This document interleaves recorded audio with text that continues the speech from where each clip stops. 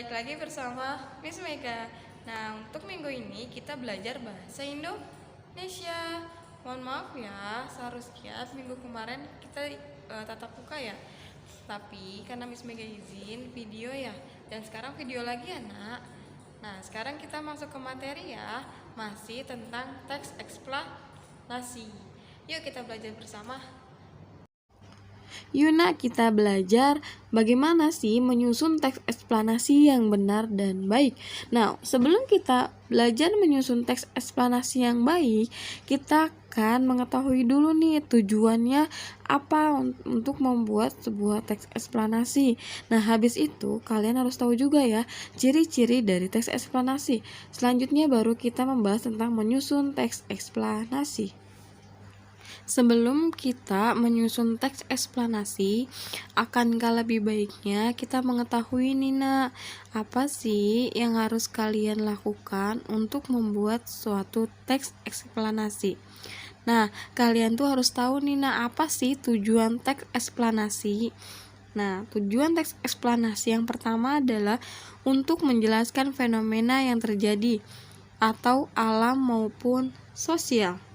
Nah, di sini kalian harus mengetahui nih nak, tujuannya. Biasanya teks eksplanasi itu berisi sebuah proses terjadinya suatu fenomena.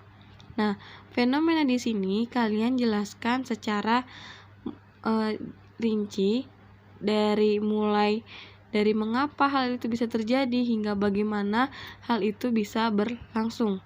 Sederhananya seperti ini ya nak. Teks ini menjelaskan mengenai hubungan sebab akibat suatu dari peristiwa. Nomor 2, untuk memperhitungkan mengapa fenomena itu terjadi. Dengarkan Miss Mega baik-baik ya nak.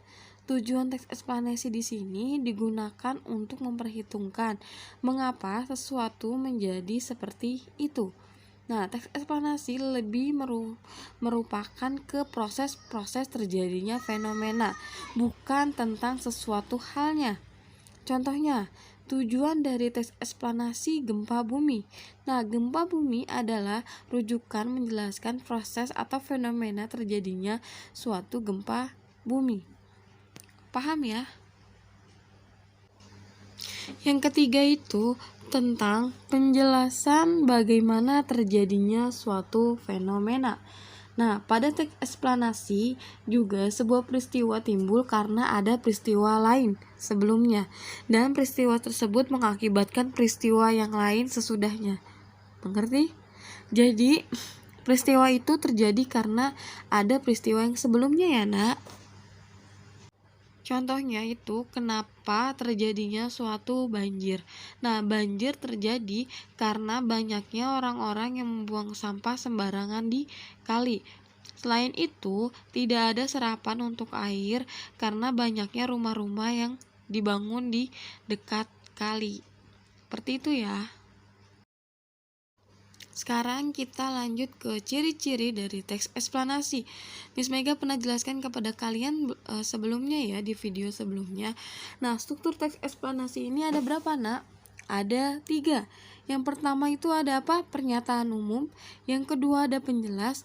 Dan yang ketiga ada penutup. Masih ingatkah kalian tentang struktur teks eksplanasi? Oke, Miss Mega bahas sedikit saja ya.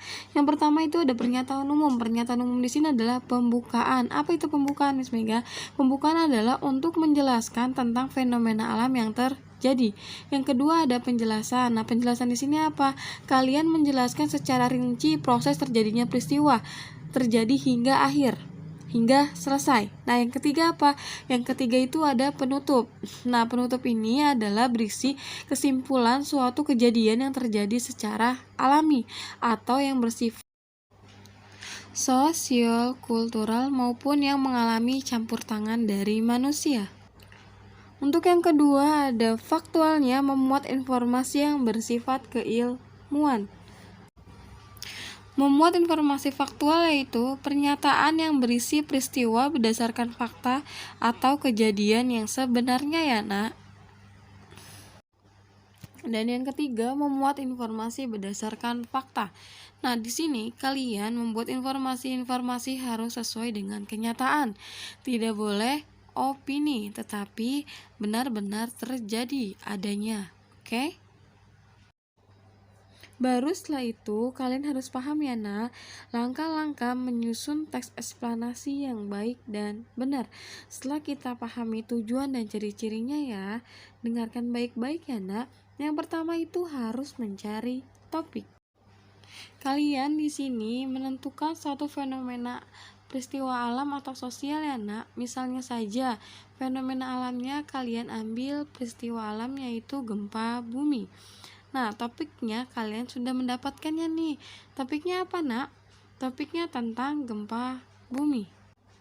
Selanjutnya yang kedua, kalian menentukan tujuan dari teks eksplanasi. Nah, tujuan dari teks eksplanasi ini kalian untuk apa nih nak? Misalnya saja tujuan kalian itu mengambil gempa bumi karena untuk membuat orang-orang agar atau supaya waspada apabila nanti akan terjadinya gempa bumi. Selanjutnya yang ketiga itu, kalian mengumpulkan data dari berbagai sumber. Dalam hal ini, kita bisa melakukannya dengan membaca berbagai referensi, buku-buku, majalah, koran, dan juga melakukan observasi. Observasi ini kalian bisa langsung ke lapangan ya. Dan yang terakhir adalah dengan wawancara. Wawancara di sini kalian mencari informasi dari seseorang. Oke? Selanjutnya yang keempat adalah menyusun kerangka sesuai dengan topik yang telah kalian pilih. Selanjutnya yang keempat itu adalah menyusun kerangka sesuai dengan topik yang dipilih. Nah, sebelumnya itu kalian sudah memilih topik nih. Nah, misalnya topiknya itu ada pengertian gempa, proses terjadinya gempa bumi, akibat gempa bumi, penyebab gempa bumi vulkanik, waktunya terjadi gempa, daerah yang terkena gempa, dan lain sebagainya. Nah, kalian kan sudah memiliki topik-topik tuh. Nah, selanjutnya menyusun kerangka teksnya nih dengan menomori topik-topik itu sesuai dengan struktur dari teks eksplanasi. Yang paragraf-paragrafnya dapat disusun secara kausalitas atau kronologis sesuai dengan urutan-urutan. Nih, Miss Mega contohkan ya. Misalnya pernyataan umum, topik-topiknya itu ada pengertian dari gempa bumi, daerah terjadinya gempa bumi, atau macam-macam gempa bumi. Nah, yang kedua, penjelasannya itu kalian jelaskan tentang proses terjadinya gempa bumi, proses terjadinya gempa vulkanik, dan akibat dari gempa bumi itu sendiri. Untuk penutupnya, kalian bisa simpulkan waktu terjadinya gempa, tindakan persiapan menghadapi gempa, atau tindakan saat terjadinya suatu gempa. Paham ya? Nah, yang terakhir itu mengembangkan kerangka menjadi sebuah teks eksplanasi. Mengembangkan kerangka yang telah disusun menjadi teks eksplanasi yang lengkap dan utuh dengan memperhatikan dari struktur teks eksplanasinya.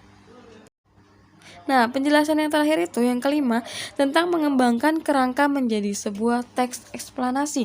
Nah, yang terakhir ini kita mengembangkan kerangka yang telah disusun menjadi teks eksplanasi yang lengkap dan juga utuh dengan memperhatikan struktur dari teks eksplanasi. Misalnya saja ada identifikasi fenomena, proses terjadinya, dan juga ada ulasan. Dalam tahap ini, kita harus menjadikan topik-topik itu menjadi kalimat yang jelas. Kita pun dapat saja membuat kalimat yang fungsinya sebagai pengikat, seperti konjungsi-konjungsi yang biasa digunakan dalam sebuah teks eksplanasi, sehingga kalimat-kalimat itu menjadi lebih jelas dan juga terinci. Oke? Paham ya, nak? Semoga kalian bisa memahami materi yang telah Miss Mega paparkan. Terima kasih. Semuanya, terima kasih yang sudah menonton video Miss Mega dari awal sampai akhir ya. Untuk kehadirannya, kalian bisa komentar di kolom komentar video Miss Mega. Tulis kata-kata hadir, oke?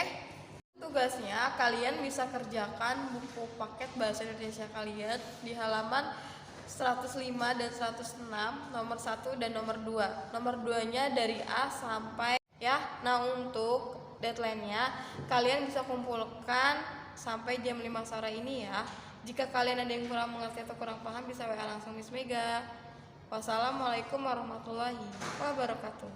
Goodbye.